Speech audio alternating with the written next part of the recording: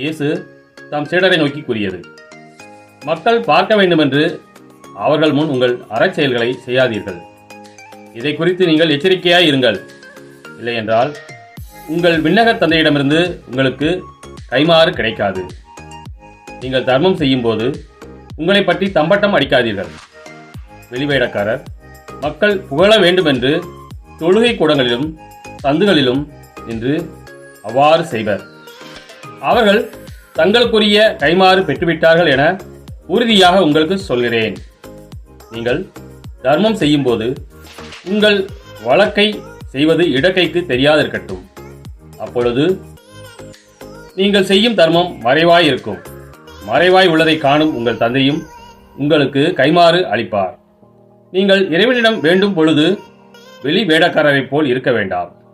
அவர்கள் தொழுகை கூடங்களிலும் வீதியோரங்களிலும் நின்று கொண்டு மக்கள் பார்க்க வேண்டும் என இறைவனில் செய்ய விரும்புகிறார்கள். அவர்கள் தங்களுக்குரிய கைமாறு பெற்றுவிட்டார்கள் என உறுதியாக உங்களுக்கு சொல்கிறேன்.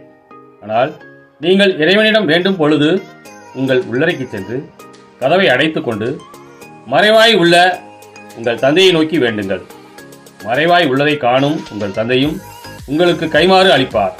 மேலும் நீங்கள் நோன்பு இருக்கும்போது வெளி வேடக்காரரைப் போல முக வாட்டமாய் இருக்க வேண்டாம்.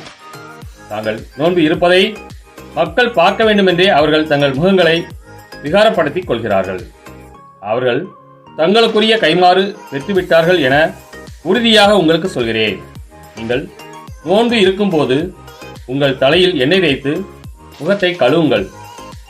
அப்பொழுது நீங்கள் நோன்பு இருப்பது மனிதருக்கு தெரியாது. மாறாக மறைவாய் இருக்கிற உங்கள் தந்தைக்கு மட்டும் தெரியும். மறைவாய் உள்ளதை காணும் உங்கள் தந்தையும் உங்களுக்கு ஏற்ற கைமாறு அளிப்பார்.